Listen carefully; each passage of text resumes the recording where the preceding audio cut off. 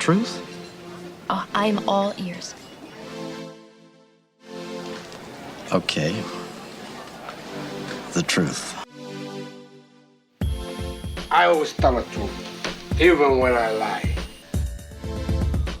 Why do you find it so hard to believe? Why do you find it so easy? It's never been easy. You want answers? I think I'm entitled. You want answers? I want the truth. All I'm offering is the truth. Nothing more. Hello and welcome to Truthful Talk. It's good to have you back, or if it's your first time, we're really happy for you to join our show. I'm Marco, I'm your host, and with me once again is Natalie Belich. Hello, Natalie. Hello, Marco. How you doing today? I'm excellent. How are you doing? I'm doing all right. Good. Yeah. It's been fun with doing these, hasn't it? Yes, it has. Time goes by quickly for me here. Doesn't it really? Well, today we're really excited because we have a special guest with us today, which is a longtime friend of mine and my co-teacher at our studio. Welcome, Robb Maus. Yay. Hello. Hey, how are you? I'm good. It's so nice to be here with you guys. It's so good to see you here. Oh, thank you. So I was trying to think, Rob, how long have we known each other? Oh my goodness. It was before electricity. Right. So I think it's 20 years, right? Yeah. We're on 20 years, I think, 20, at this point. I think it's precisely 20 years. Wow. Is that when that one thing happened? Yes, that thing that happened. Yes. 20 years ago. Almost to the month. Was it really? Was it a summertime thing? I just know it was in July. Oh, no kidding. Yeah. Wow, that's a good memory. Well, for a long time ago, I can't tell you what I did 5 minutes ago. But, wow, it was over the summer. Okay, it was a movie set we were on. Okay, I was going to ask. I was like, was it here? No. It was, we met on a film that we were both a part of. Mm-hmm. Yeah. And were you guys acting in it? We or were. You... So we were. I started out acting, and then I moved up at producing. Uh-huh. And then so Rob was acting and stayed acting. And yes. But that's how I met, is when I moved into the producer role, I started to be on set on days when I wasn't acting, like helping out, helping run the set. Because I had not seen you before. Correct. Right. He was acting in the film and I hadn't seen him. And one day he showed up and was in charge. And it was July. And I was like, I have not met this man. Who is this person? Yeah. And we started talking, and it was kind of that was the day friends. in the house. Yes. Right. It was it was the day that we were inside that, because I remember the layout and where you were filming, and we were in the kitchen or something. I remember something like vaguely that. the layout of where we were. And that's what it was. Yeah, because we didn't have any scenes together in the film. Mm-hmm. Because you were playing what? You were playing was it a preacher? It was a preacher. Oh, my. Wow. And you were playing? I was a conflicted human being. It was very meta. Yes, it was actually. My character was going through a difficult life change. Okay. And, kind of an identity crisis. Okay. And I think the scene, I don't know, was the day we were there the scene you were shooting with your stage son? No, that came later. That was later. Yeah, okay. That was later. The one I got in the fight with. The one you broke your ribs on. Yes. Yeah. Okay. Wait. It was a stunt gone wrong. Okay. Yes. Okay. I was like, was it on set? Was it in the parking lot? No, it was on set. No, It was a scene. It was a scene, but there was a stunt gone wrong, just slightly out of position, and it cracked your 3 of them. 3 ribs. Yeah. Oh my gosh. Okay. Yeah, that was one of those situations where actors really should speak up. Because I felt like we needed time to walk through it at half speed, kind of choreograph it. Right. Which is pretty standard, but they were losing their light. And so they rushed. And the son was young. I mean, when I say young, he's a teenager. Mm-hmm. But he was young enough to kind of like, let's just improv it and let's go and let's be more physical than we should. Yeah. Which which leads us into safety, which we can talk about a different time. But Okay. yeah. Wow. Yeah. It was an experience. But that wasn't that day. Okay, so No. that wasn't the day that, because I vaguely remember all that. Yeah. But we became pretty good friends very quickly. Yeah, but I don't remember how. Like, I don't remember the steps that happened after that. Do you? I think we worked on this project, and I was clearly impressed with his leadership because the film needed leadership. And I just have a tendency of taking over. No, you don't say. It's one of the things I really appreciate about Mark. Someone has to. Yeah. But yeah, after that, I believe you put out a casting notice for a project. Is that for Untitled? Yes. And I came in and Untitled was next. Yes. Really? So okay. For some reason, I thought there were steps between that. There may have been, but that's the next thing that I clearly remember. Because we brought you in as a reader. That's right. On Untitled. Yeah. It was a feature film that I was doing with Philip Bach, and Philip Bach's a good friend of mine, a good friend of ours actually now. He's in California, does a lot of voice directing, but we were doing a film, and it was a big casting call because it's a feature film and it's a gritty crime drama. You know, yeah, I love those. And it was fun, but we were going to see a ton of people, 100 people in a day or something. We needed a strong reader, and I was like, oh, we should bring in Robb as a reader, since he doesn't fit any of the types of the characters. Yes. Right. And this is 20 years ago or whatever. So, it's not, I still didn't have it solidified in my head that someone that doesn't fit the type of the character could actually play the character. And that was during the day, Robb reading was out acting everyone else in the room who was auditioning. And it brought such a unique thing that Phil and I were like, hey, Robb, what if you read for this very gritty, rough character? And it was just it was amazing. That's awesome. And it was interesting that casting, there were two people that caught us off guard. It was you and it was a girl, Melanie, who, she came in and read for this male, gritty, kind of very rough character.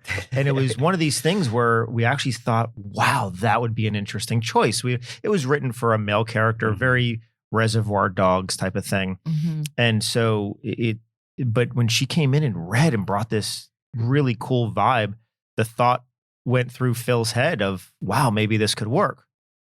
And then then it came back to, well, we would have to rewrite the entire script. Like there's too many the work other behind. Yeah, all the other connections and everything else wouldn't necessarily work. So she still got a smaller role in the film. Yeah. But then it went to Robb, who was kind of a completely different type. Yeah, the way he was described in the script, completely different from me. Yeah.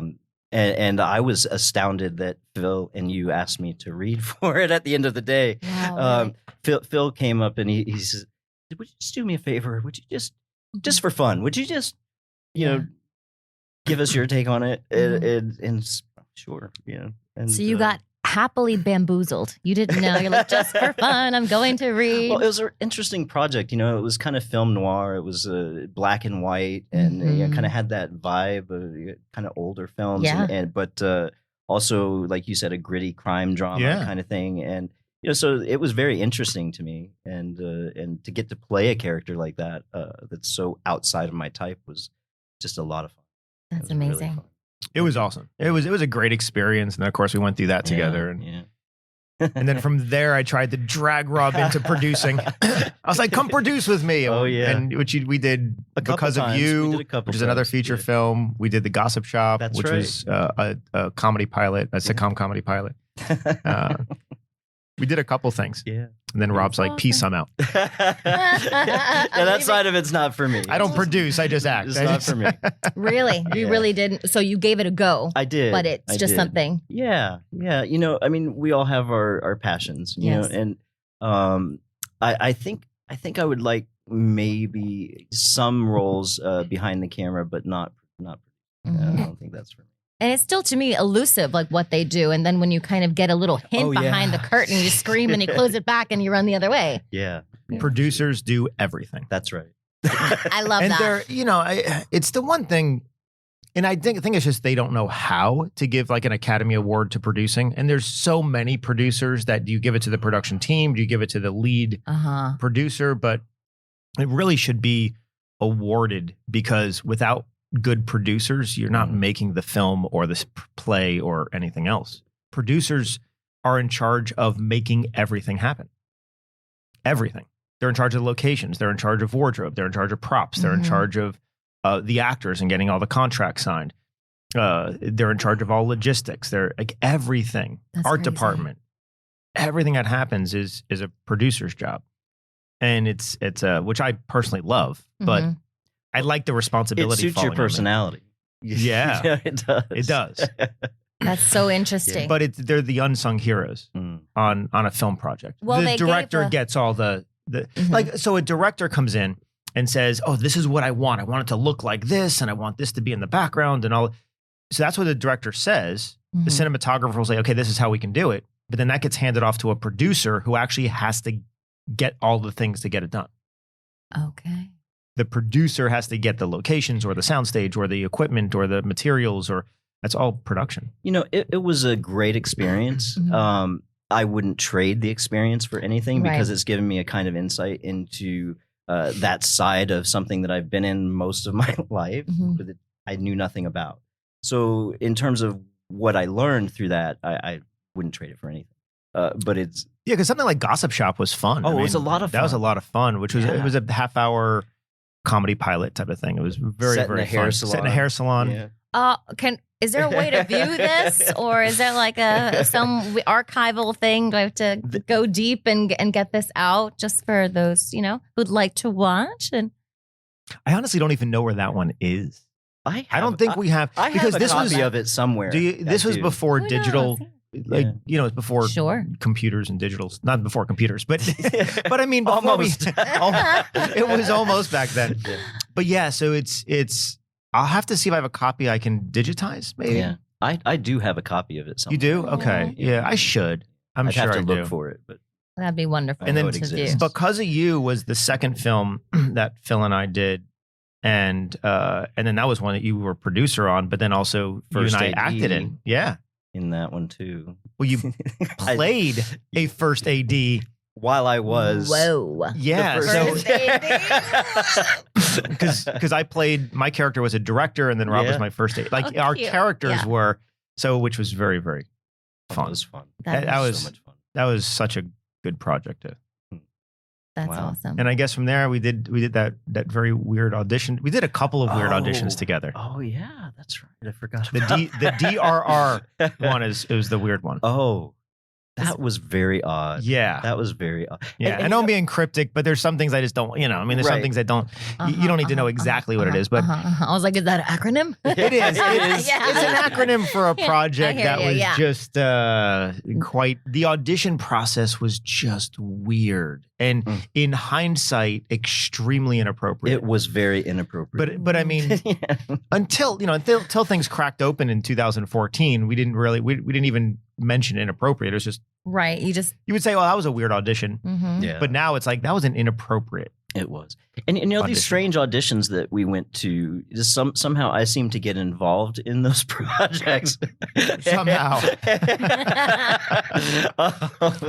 Yeah, but that was definitely different. The way they ran that cast. A lot of red flags. There were, and I ignored every single one of them. Yeah, me too. Wow. And then finally we went to that audition for the film you Yes. got. Yeah. True. And that was an interesting car ride home. It was down in South Florida. And so we went down together. It looked like a pretty big project. Yeah. And also a very strange audition. But we left there, both of us, I think, feeling kind of dumbstruck by the experience.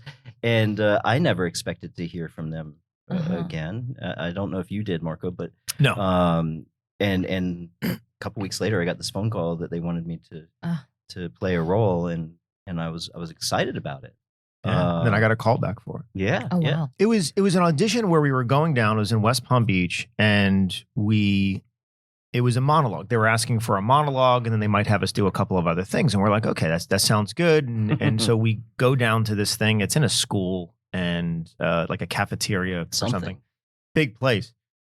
But excuse me, when we show up, there's a ton of people there. I mean, I didn't expect that many people to be there, and they're all in the auditorium or the cafeteria at once. And we show up and we find out that this is a callback. That's right. I forgot that. Not yeah. a first audition. And so all these people, because they're like, well, do you have your sides? I'm like, what sides? And so it was a weird thing. It's like, no, it's like, oh, you don't, because people were here from New York and here from like out of town, and they had their sides and they're all prepared. And so like, oh, it's okay. We'll just, here's some material. We're just going to throw you in. And I don't think we did the same auditions. They had us, they had like different. these breakout things all over where they were having us like do different types of things. I was always envious because you got an improv. Yeah. And I was like, I want the improv. I can do that. And they gave me this very fast, it was a 5-person scene that was very quick in the dialogue. Like short things back and forth. Everyone else is off book because they've had it. This is a callback. I get it. And I'm trying to stay up to speed with this very rapid fire, kind of Tarantino-esque dialogue with 5 people. And so that was just like, what are we doing? Yeah. I forgot it was a callback. They never asked us to do our monologue, or I didn't. No, me either. You did an improv and something else. I can't remember what else I did, but that was it. And we left and I was like, what was that? Because I remember when we first got there was the thought of, should we just leave? Yeah. Yeah. You walk into the room, there's all these people, they're flying in from everywhere. They have the scripts. It's a callback. We're like a fish out of water. We're like, maybe we just leave. Right. I felt so unprepared. Right. We were. And did they know? Did you spill the beans? Like, listen, we didn't know that this was a callback. We thought it's an audition. Yes. We came, so we they already told knew. that to the person sitting behind the table, who which didn't. obviously worked in your favor. Because like, okay, sure, but that means you guys rose to the occasion. Like they didn't even know that this was a callback. Well, the thing is, we drove all this way. Right. That's sweet of them. We can't not do it.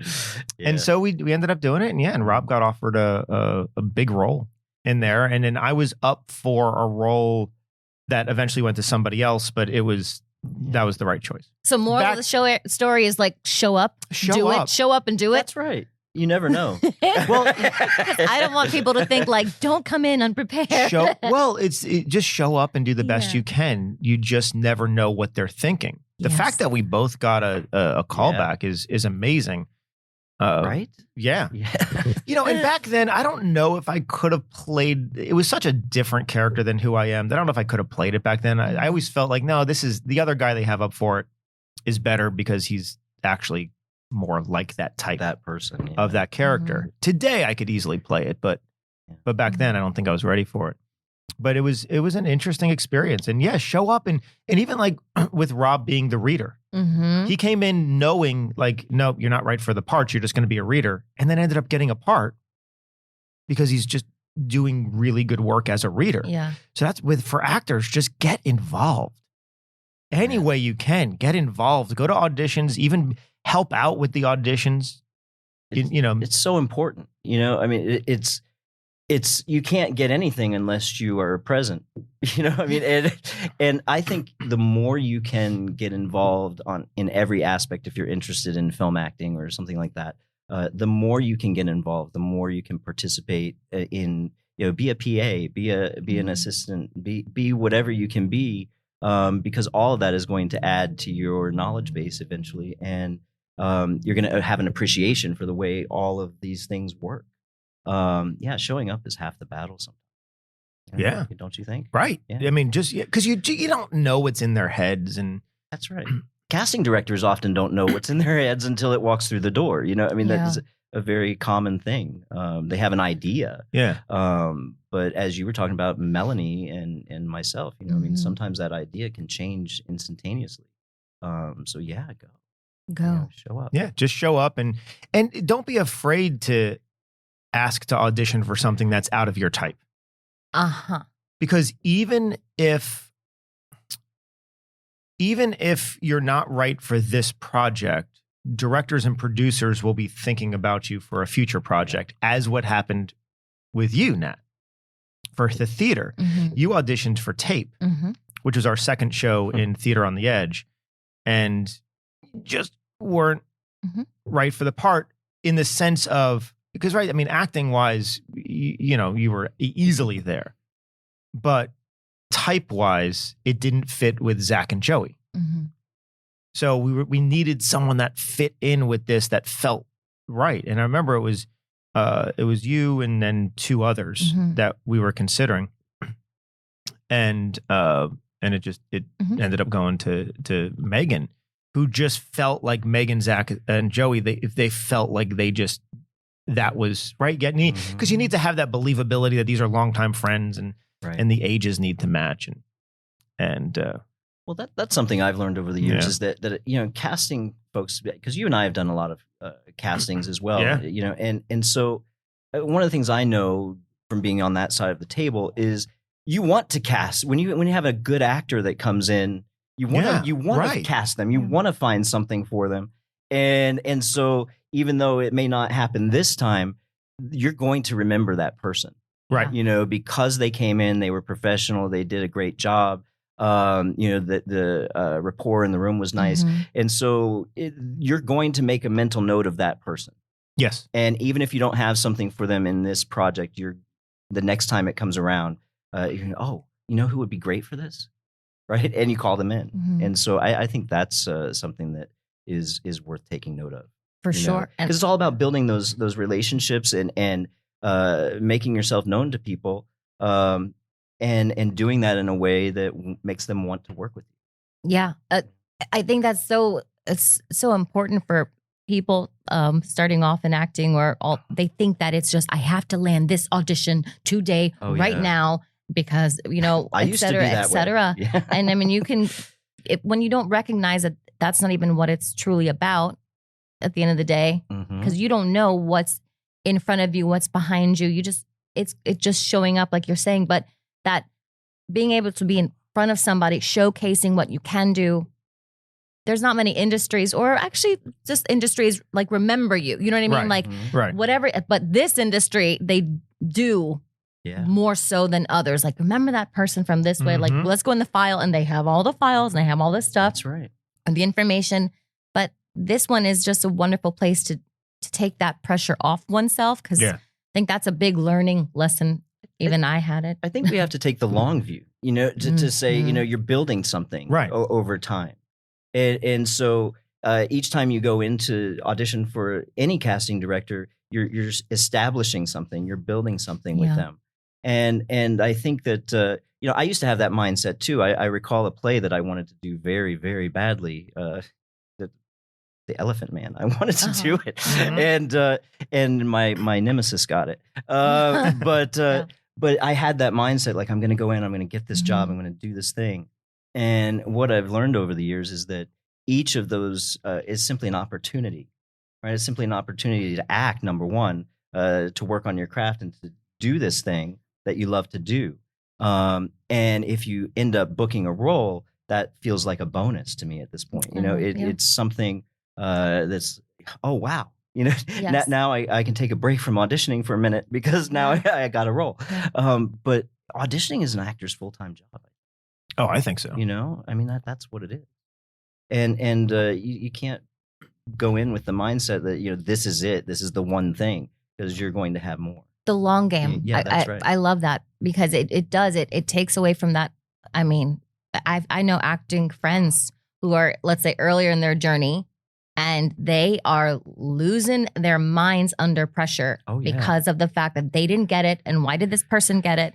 And it's just like, whoa. I can't help them see that. They have to walk through those doors, or maybe hear it from, the podcast and other places where it's like, just show up, do your best, and let it go. Yeah. Because of that, like, you're auditioning. That's what we do. We're acting. And then if we get it, it's a bonus. But it breaks my heart when I see them. And it, deters them from acting, because they think that they're supposed to have gotten it by now. And what's the thing? Like, their second audition. Yeah, the reality is, you're not going to get most of them. right? I mean, and that's just how Right. it is. Yeah. So you have to find a way to do it for yourself. Yeah. You want to do it because you love doing it. Yeah. And I think that shows in the room as well. I think when an actor's really enjoying what they're doing and they have this effortlessness to what they're doing because there's not so much burden on their shoulders to get the job, they're more involved in playing the scene right now. Right. You know, that and that's just energy, lovely to watch. all Yeah. that energy that one needs, right? And you always say this, use everything, right? Yes. So Yeah. Use everything. So even that is just that signal that an actor can do that and use everything Mhm. for that role, for that part. It's just such a, I want to call it a maturity of an actor that knows how to do that Yes. instead of someone on the outskirts of it who needs to kind of just get more confident with not getting it, but giving all their focus into that Mm. that role and then letting it go and then letting it go. So, but what I was saying earlier is that, Nat, you came in and auditioned for tape. So did Alethea auditioned for tape. Alethea quit. And both weren't just typed out of it. And someone else, another student that just typed out. But I mean, all could play the role. Do you know what I mean? It wasn't like one acting was better than the other. But a lot of it does go into, does it work for the ensemble? So I remember then, let's see, that was our second play.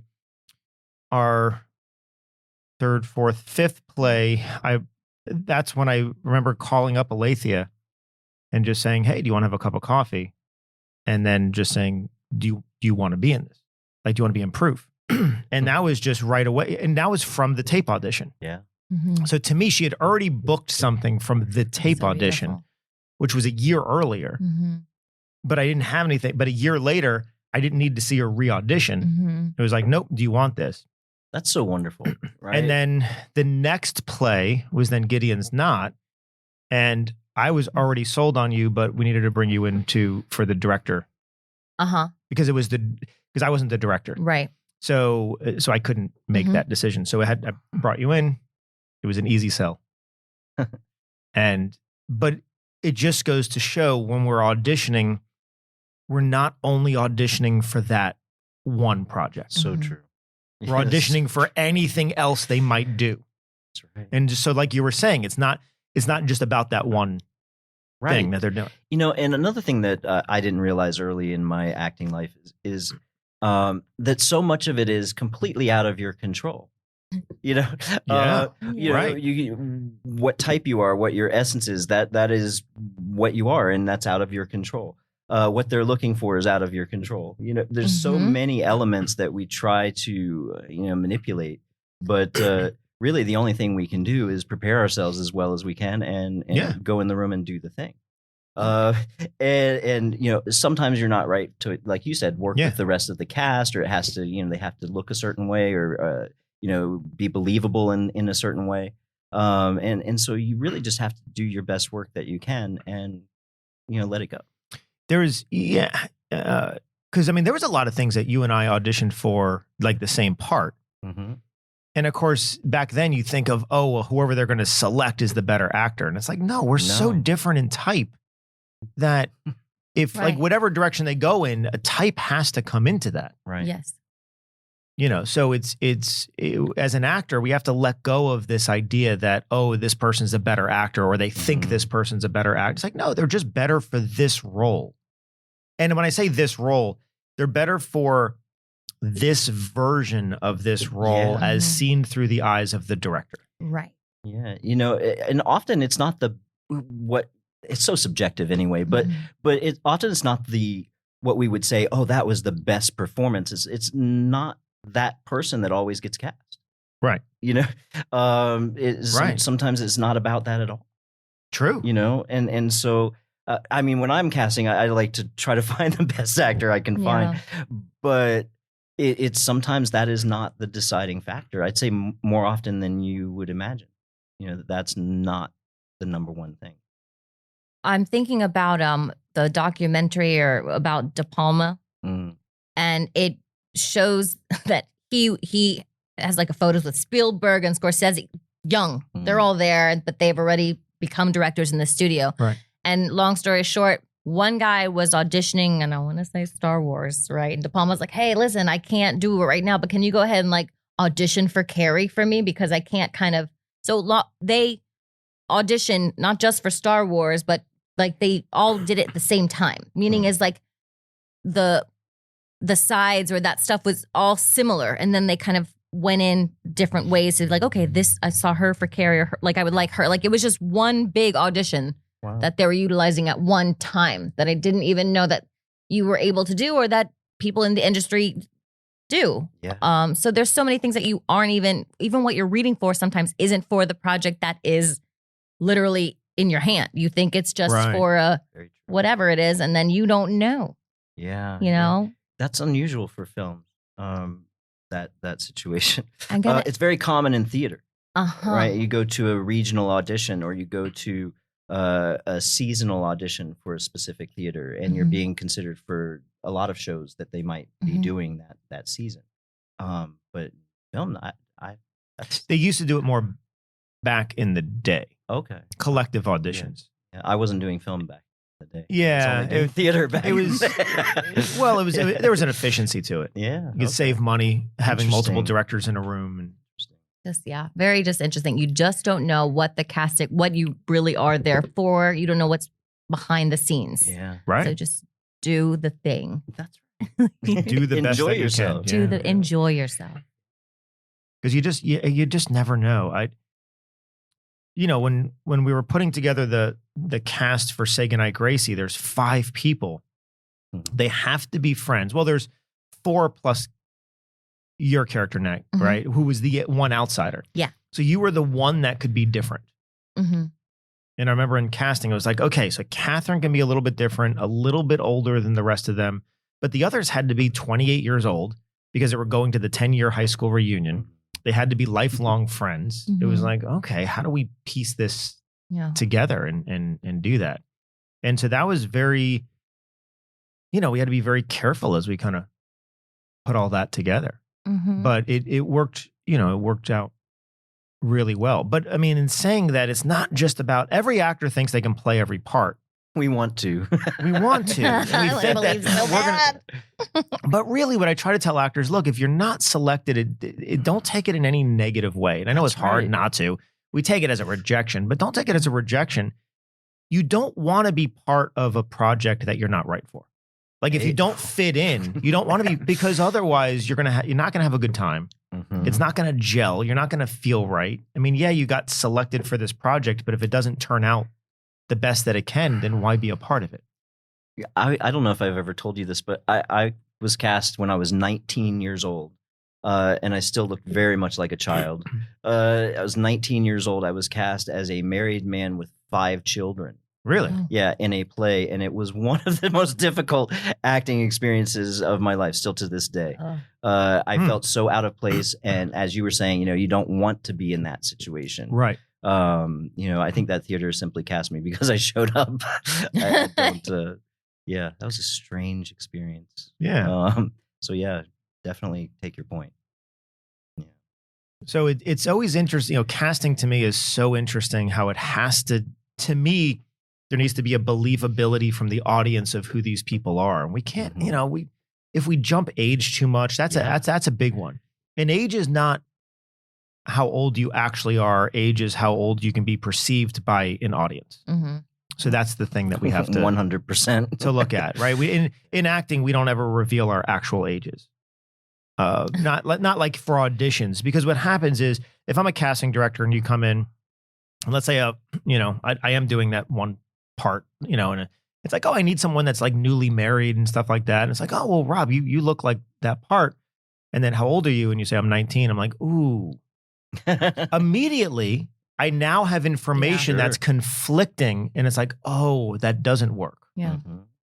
But before that, I'm only going off of the type and the energy and everything else. And it's like, oh, this could work. You might feel 24, 25, which is what I want. And it's like, no, I'm 19. It's like, no. So just with that information, we now have typed ourselves out of. Yeah, it changes your perception. Change completely. Yeah. So all we care about is what we look like, meaning how are we perceived to the audience? That's really all that matters. So let me ask you something. Okay. What was it like? How was the challenge of acting in A Normal Heart? Because you had to play somebody that is contrary or has beliefs contrary to your own. That is true. So what was that challenge like? Well, first of all, it was a play I wanted to do. Right. And I had wanted to do the play for probably 20 years or more. Okay.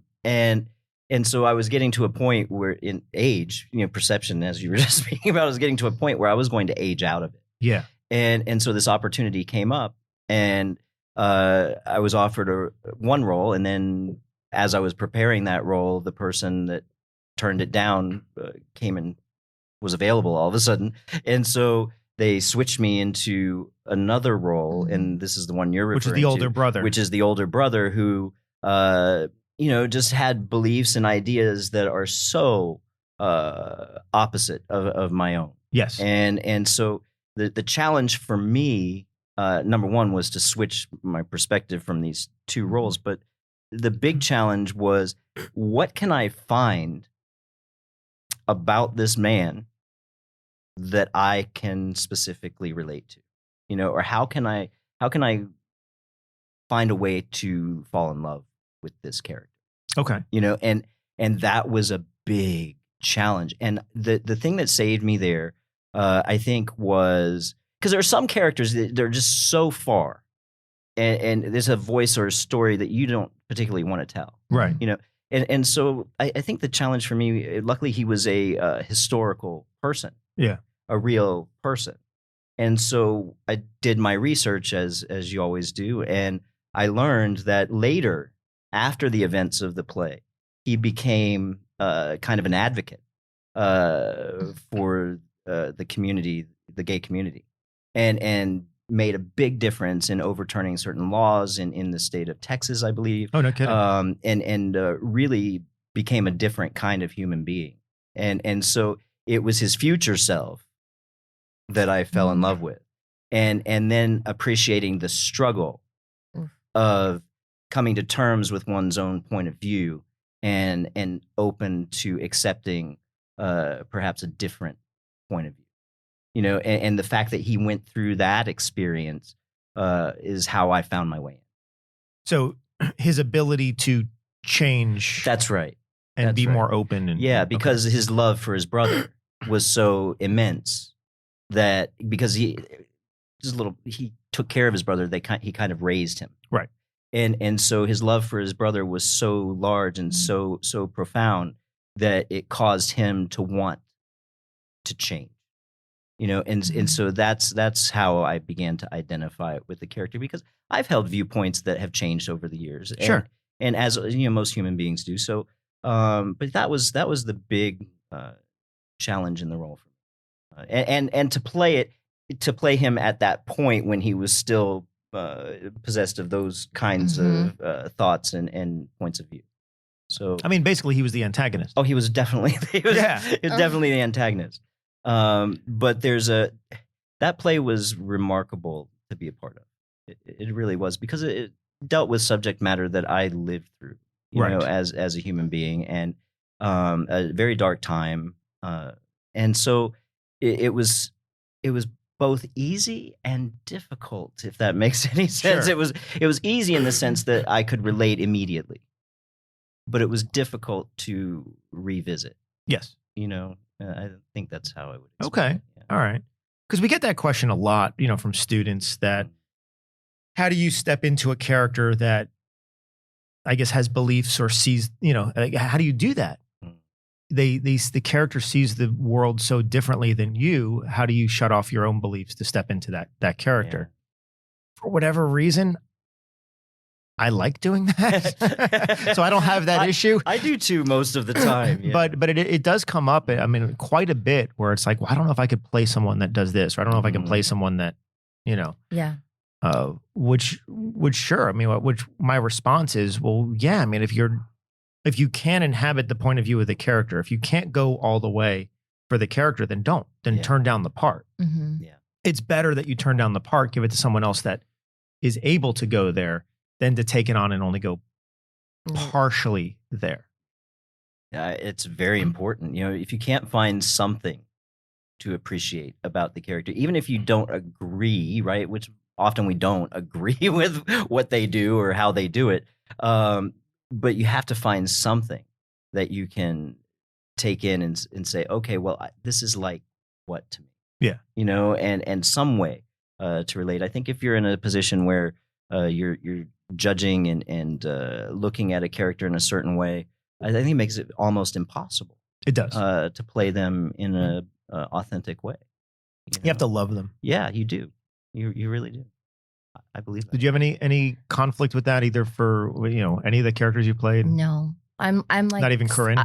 No, I'm like you in regards to I like going down those slippery slopes. Yeah. Like, give me the thing and I'm going it. So I haven't yet found something that I haven't said I would never or I can't do that or I choose not to. Yeah.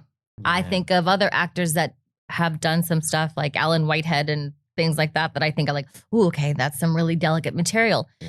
How would I approach that? How would I do that? So I haven't found that yet, but I'm aware of people who just won't, and that's okay. Yeah. And that whatever that is. And that's common. That's okay, right? I mean, there's so many actors that have that section or that area. It's like, no, I never want to play this or I never want to play that, whatever that is. I don't have that filter, so I don't. So I'm like, I'll play it. Yeah. It's like, you would really do. It's like, why? It's not me. It's it's me in a different timeline. So sure, let me explore it. But it is okay to have that, though. Mm-hmm. It is okay to say, because I remember even our mentor Larry Silverberg even said I would never play Hitler. Yeah, that's right. But because of his involvement in the Jewish community. Let me guess. But I mean, his family was directly impacted. Yeah. Right. So it's like, it's understandable. Yeah. I'm like you, Marco. Most of the time, that's not an issue for me at all. I play killers and psychopaths and all kinds of things. Most of the time, that's not an issue. I think when it becomes something for someone, it's when the material or the character touches on something so deeply personal that you just can't. Right. You know what I mean? So there's some things. Or if the thing is propaganda, like if the message, if the theme is against what you believe, then I would say no, let's not. Like if you're asked to do, we'll pay you a bunch of money to be in this political ad, that's completely opposite of what you believe. It's like, no, you have to turn it down. Yeah. Right. Yeah, for sure. Or not. Or not. But I was just thinking of, you guys say this all the time as teachers, and how one would come to that process of even knowing, right? Mm. And you both always say, read plays, go watch shows. And it's not just because, you can see the stage but it's so that you can kind of, as an actor, find out, put yourself in that shoes. Like, could I do that material? Would I be able to, whatever that is, or who was, what did I just see? I don't know. And there's so much resources that we have, so many that, when you go down those paths of, just putting yourself there, like, could I do that? I don't know. What is it? Girl with the Dragon Tattoo, with, Noomi Rapace, the original that was movie. And there's a scene in there that I'm like, oh my gosh. Yeah, and it's wonderful. A scene of, physical, it's a rape scene and all that stuff. And they don't shy away from all this stuff. But just what she was able to do, it's one of those things, with my coffee, like, could I do that? I don't know. But you have to really that's right. Read, watch, see, engage. I think it's important, too, to know what you're drawn to. Yeah. Artistically, what are you attracted to? What kinds of things do you want to do? What story you'd want to tell. That's right. Just interesting. And I think you find that out just the way you're saying. Yeah, you're like, oh, yeah. I love broken people. That's where I want to go. Oh, me too. Yeah, I want to dive deep into why they're broken and what they're fighting for.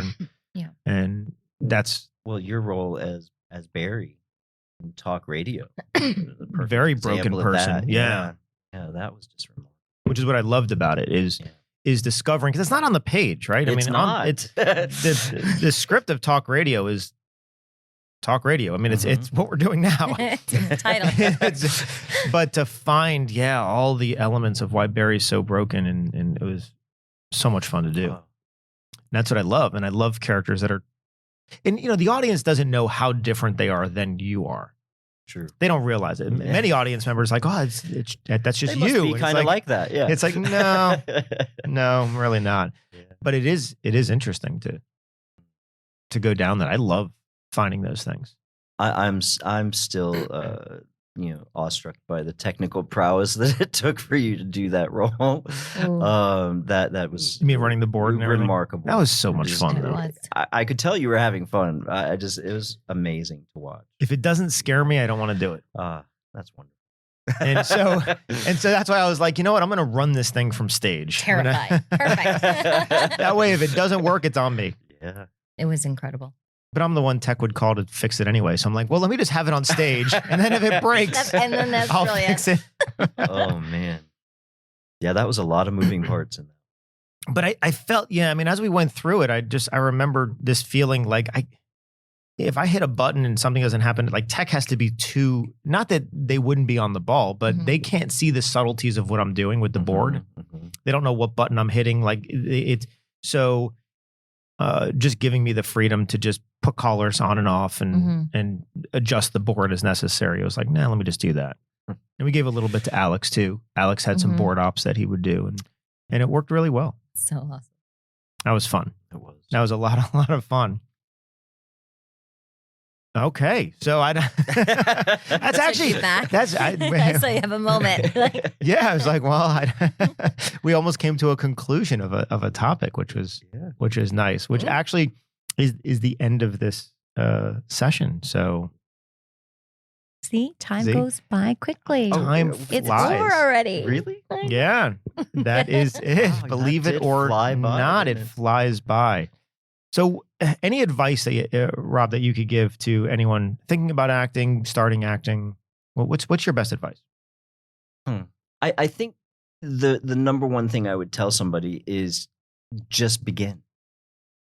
Simply begin. If you have this little voice in your head that's saying, you should try that, or you have something in your heart perhaps is pulling you toward it, and it's a lot of times what stops us, I think, is just simply being afraid of what we don't know. And so the best advice I could give somebody is, if it's in your heart to do, or you're thinking about it, take that first step. You don't have to know the whole path. You don't have to know how to get where you think you might want to go. It's taking that first step, I think, that is the most important thing, because until we do that, we'll never find out. And so I would just say, start it, find some way in taking that first step. And it's amazing how a path will unfold in front of us if we have the boldness to simply take that first initial step. Nice. I love that. Yeah. Yeah. Well, thank you so much for being here with us today. Thank you, This was so much fun. Isn't this fun? Yeah, thank you. And guys. Nat, thank you once Thank again. you very much. All right. And to all of you out there, thank you so much for tuning in. We will be back with you again soon. And until then, make sure you treat yourself with kindness and reward yourself for the risks that you take. Bye now. Bye. If you'd like to learn more about our studio and what we do, you can find us online at truthfulacting.com. And check out truthfulactingonline.com for our Learn at Home at Your Own Pace courses. So what I told you was true, from a certain point of view. You must unlearn what you have learned. I know what you're trying to do. I'm trying to free your mind, but I can only show you the door. You're the one that has to walk through it.